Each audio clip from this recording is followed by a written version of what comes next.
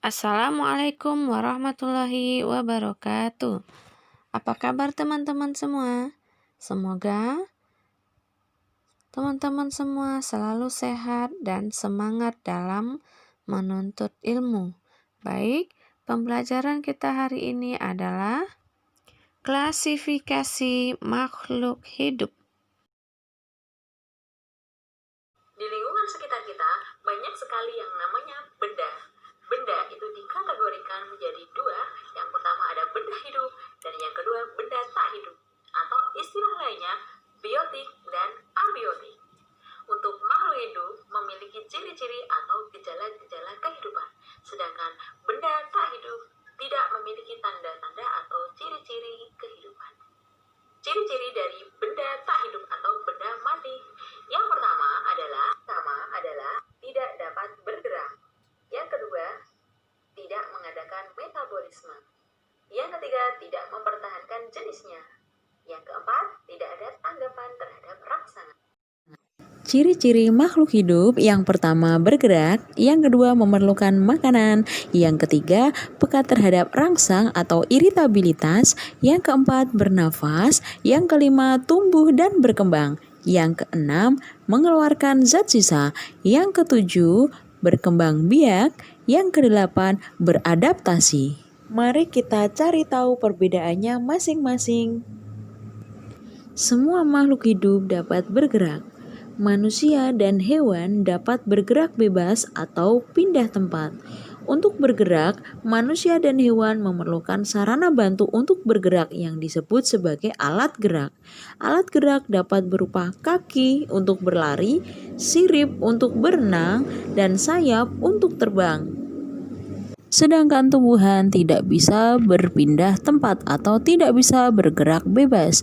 Tumbuhan hanya bisa mengikuti arah cahaya matahari, arah gravitasi, dan lain-lain.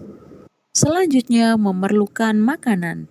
Makanan dan air merupakan kebutuhan bagi semua makhluk hidup. Makanan berfungsi untuk menghasilkan energi, pertumbuhan, dan mengganti sel tubuh yang rusak. Sedangkan air berfungsi sebagai zat pelarut di dalam tubuh.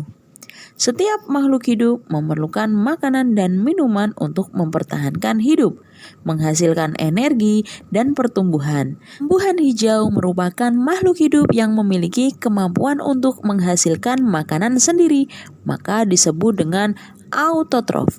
Sedangkan manusia dan hewan tidak bisa membuat makanan sendiri, maka disebut dengan heterotrof. Selanjutnya, peka terhadap rangsangan atau iritabilitas. Semua makhluk hidup dapat bereaksi terhadap perubahan yang terjadi di sekitarnya. Reaksi ini timbul jika ada rangsangan dari lingkungan. Rangsangan dapat berupa cahaya, panas, dingin, sentuhan, dan lain-lain. Contohnya, daun putri malu yang menutup ketika disentuh, dia akan menanggapi rangsangan dari sentuhan. Selanjutnya, bernafas atau respirasi merupakan proses mengambil oksigen dari lingkungan dan mengeluarkan gas karbon dioksida dari tubuh. Oksigen digunakan untuk mengubah zat makanan menjadi energi secara kimiawi. Selain menghasilkan energi, bernafas juga menghasilkan zat sisa, yaitu gas karbon dioksida dan uap air.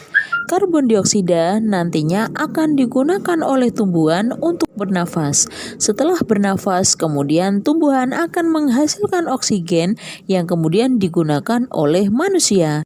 Selanjutnya, tumbuh dan berkembang. Tumbuh merupakan perubahan ukuran tubuh akibat bertambahnya jumlah sel dan volume tubuh.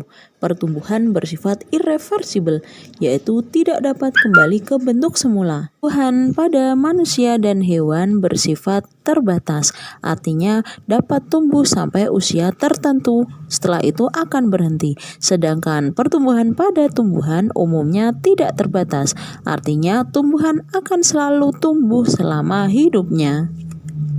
Selanjutnya, mengeluarkan zat sisa. Setiap proses metabolisme pada makhluk hidup pasti menghasilkan zat sisa. Zat sisa merupakan zat yang tidak terserap dan tidak digunakan lagi oleh tubuh. Zat sisa dikeluarkan karena berbahaya bila tertimbun di dalam tubuh. Dalam pengeluaran zat sisa dikenal dengan yang pertama ekskresi, yaitu pengeluaran zat sisa berupa cairan seperti keringat dan urin. Defekasi yaitu pengeluaran zat sisa berupa feses. Ekspirasi yaitu pengeluaran sisa respirasi berupa karbon dioksida. Gutasi dan transpirasi yaitu pengeluaran air di dalam tubuh tumbuhan. Kemudian berkembang biak. Dari individu yang berkembang biak akan menjadi banyak individu. Itulah yang disebut reproduksi. Semua makhluk hidup dapat berkembang biak. Tujuan dari berkembang biak adalah melestarikan jenisnya. Contohnya, seekor ayam yang bertelur, kemudian telur akan menetas menjadi anak ayam. Atau seekor induk singa yang melahirkan anak singa. Kemudian beradaptasi. Adaptasi merupakan kemampuan makhluk hidup menyesuaikan diri terhadap lingkungan hidupnya. Makhluk hidup yang dapat menyesuaikan diri dengan lingkungannya akan dapat hidup lebih lama dan individu sejenisnya cenderung bertambah banyak. Akan tetapi bagi makhluk hidup yang tidak dapat menyesuaikan diri, maka lama-kelamaan akan punah. Adaptasi digolongkan menjadi 3. Yang pertama adaptasi morfologi, yaitu penyesuaian bentuk tubuh makhluk hidup terhadap lingkungan bertambah banyak.